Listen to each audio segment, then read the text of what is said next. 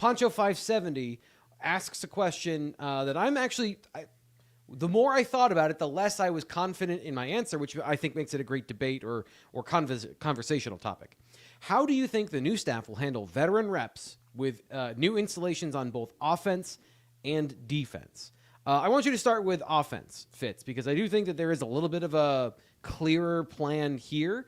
But how do you, and I know you don't have to know the answer, but like from a structural standpoint of you've got so many new players coming from different places, how do you think they're going to handle who's the first guy through the drill? Because those things do matter, even if they don't say that's the starter. It's the guy we trust to do the drill correctly and be the leader of the position. So how are you viewing all of that heading into spring football in a couple of weeks? I honestly had not thought about that last part of it. I was thinking more about, hey, there's a lot of guys that are banged up right now or coming off of off-season surgery and cleanup. And we saw, Andrew Appley's, on the shelf right now as well. So you've got opportunities for those guys because that's the first thing that you like. If you're not available, doesn't matter if you're going to take veteran reps or, whatever we may call it. So I think you first sort through the injuries, which obviously Rocco Becht is the number one guy that jumps out at you right there. So you're going to essentially start spring with a backup quarterback with Alex Mansky taking the snaps likely. So you're I don't want to say limited in what you can do there because Rocco's so in tune with what they've done on offense. And, it's going to be a learning curve there for Alex Mansky and for the young quarterbacks that they brought on board as well. Tight end is the same way. You got Gabe Burkle coming off of injury. Andrew Rappelier's hurt. Cooper Alexander is going to be a guy that's going to get a lot of reps. And I don't want to say he was an afterthought to this class because, he's a guy that can play. As you said, he can play right away if they need him to.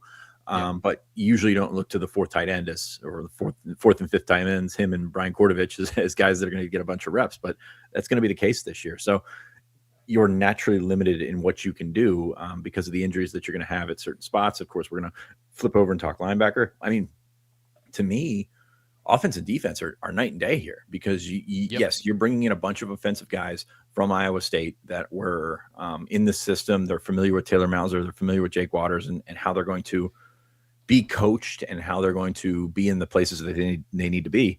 Defensively, you brought a bunch of guys from Iowa State. They weren't running this defense. They're not prepared to sort of be dropped into the hot oil and just cook right away. It's going to be a situation where I think that they're going to have to come around and figure that out. So veteran reps or whatever we're going to call them, I think they're going to be fewer and further between this spring because you've got a lot of installation you need to take care of. It does not seem like they've done a lot in terms of installing, at least as of last week when we talked to them on defense. There's a lot of learning on the fly here, and I don't think you're going to get that by just kind of sitting out. Okay. I'm doing that thing where I'm trying to start the conversation from three different points in my head. Because what you just said there at the very end reminds me of last year when they said kind of the same thing of we're going to get through spring football, see what we have, see how the installation is going. That's going to build our personality for the year. And I keep hearing this from coaches, right? I keep hearing like spring football is more about this rather than that. And fall camp is when we really like install what the plan is going to be. And I didn't see that, I didn't see that last year. It felt like there was a lot of saying and not doing. And so this year, like the fact that we talked to the players last week and they basically said that they just started into kind of the scheme and the system that week, like the final week in February, where it was very much we're going to do more team building, very intentional of we're going to build the team first and then worry about that part second. And I do think that with as flexible and as versatile as D'Anton Lynn has been, in 2023, he changed his defensive line 5 weeks into the season and started playing three pass rushers. He played his three technique, was a defensive end. And he did that for most of the second half of the season. So this is a guy who is willing to change things on the fly in the season. So I think that there's a basic structure and outline of what they want to be. And then the details of who's going to be the hybrid player. Are they going to run more odd or even front looks? Are they going to add in safeties into the box more often? Are they going to play too high? Are they going to play man coverage? It's all going to depend on what those players can learn and how they can apply those skills. And I do think that there is that aspect of this in spring football where I kind of think before, like, it was a lot of lip service to that idea.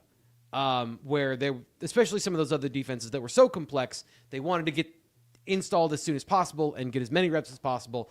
But then you're trying to train players on something very complex, and you need them to get as many reps as possible for the starters. Kind of going back to Sean Clifford after the pandemic, got every single rep of Mike Yurcich's offense to get him ready to play that year.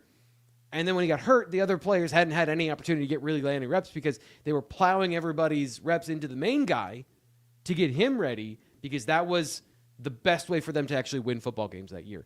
And so there's that aspect on defense, but on a broad scale of, first off, is the defense hard to learn, and do you need to have starters that get most of the reps to understand it? Because that will then probably by the midpoint of spring football clarify, at least to the people in the room, who's ahead, right? In some of these situations, who, if there is a position battle, is being favored by the coaching staff. And so to me, those are kind of the interesting dynamics on the defensive side of the ball, is that I think you will start to see a bit of a pecking order that can establish who they want on the field, but then how they use everybody, I think, is a little bit more fluid. And I think that makes sense. Yeah, I think that the big question there is you get 15 practices, including blue-white game or blue-white week, whatever. It's going to be the last practice. So you get a finite amount of time that you get to spend on the field actually putting this stuff in. So, like, is the threshold to learn 3 practices, 5 practices, half the spring? Like, is the threshold before you start, hitting that treadmill running as fast as you can? How far do you get before that you get to that spot, and how does it look up into that point? And it's not a situation where if you go further into spring, you're wasting that time because you want these guys to know the defense like the back of their hand, obviously, but you're passing a lot of time not going full speed. And that's, the staff seems like they want to go full speed as much as possible, but it's about taking care of things on the front end. So I'm curious to see how much of the spring is dedicated to that install versus how much of the spring is dedicated to, hey, we're going to play some football now. And that's important too. I think you said it better than I did, because I felt like I was talking at both sides of my mouth there about like how it's going to be installed, because I think that is the rub right there, exactly how you're going to maximize all the practices.